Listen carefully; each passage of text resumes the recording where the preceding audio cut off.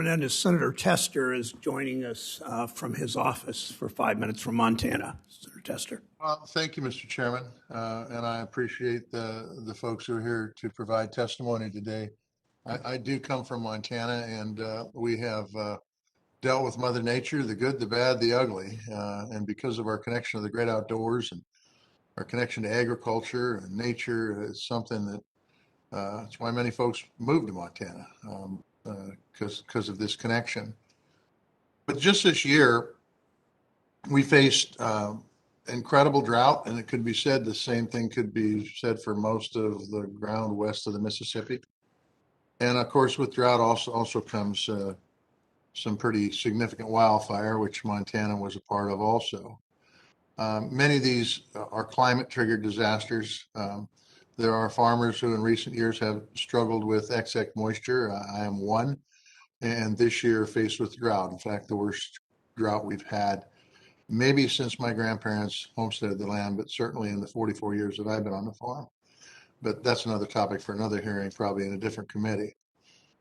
But when these disasters happen in our rural and frontier communities, they often don't get the attention and response of disasters like hurricanes hitting population centers.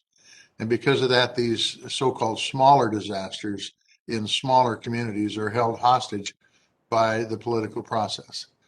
They have to wait for a larger crisis to occur to be able to get the assistance that they need. So, Dr. Martin, could you talk about how these delays impact the federal government's ability to effectively respond to disasters?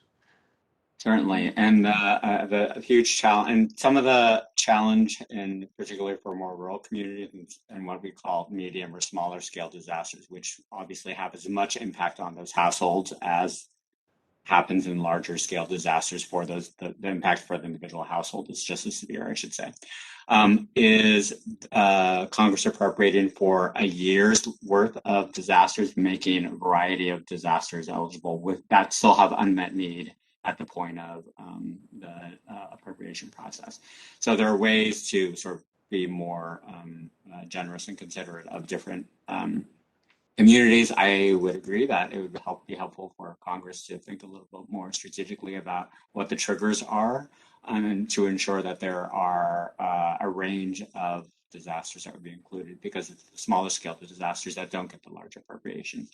But certainly a permanent authorization allows for a little more consistency in the appropriations process and allowing a certain amount of funds to be dispersed earlier on for communities that are going to be in need regardless of their size and complexity.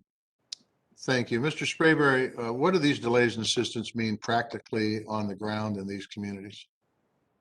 Well, what happens is something that I think that a lot of people forget is most of the United States of America is still rural.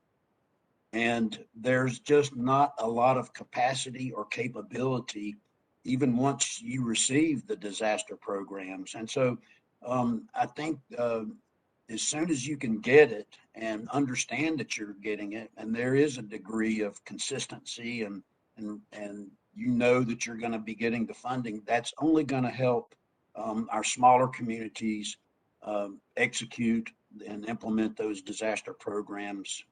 Because the way I used to say as a director, we need to be fast and we need to be aggressive. And I think that the federal government needs to do that all the way down through, your municipalities. And so through the counties, the states, everybody. And so I think that the faster that we can be, the better it is, because if you slow it down, we're all here for one reason today. That's disaster survivors, real people. And so I think that that's what we all need to keep in mind and understand, that the faster that we can deploy the programs, the better it will be.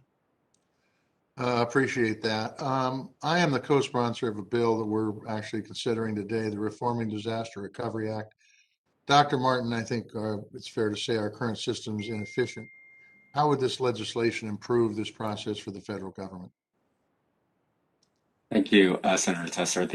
Certainly the authorization and some of the other program requirements that are proposed in the legislation go a long way to making a sense of security and stability in the CDP-GDR process for state and local grantees, both in terms of the security of knowing the kind of appropriation that is coming, as well as the fact that some of the funding can occur earlier on and planning.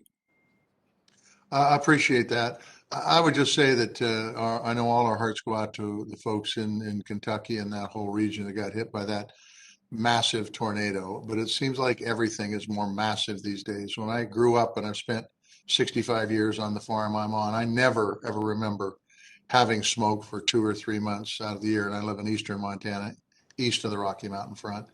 But that happens almost every year now. And then we're seeing these horrendous hurricanes, incredibly damaging tornadoes.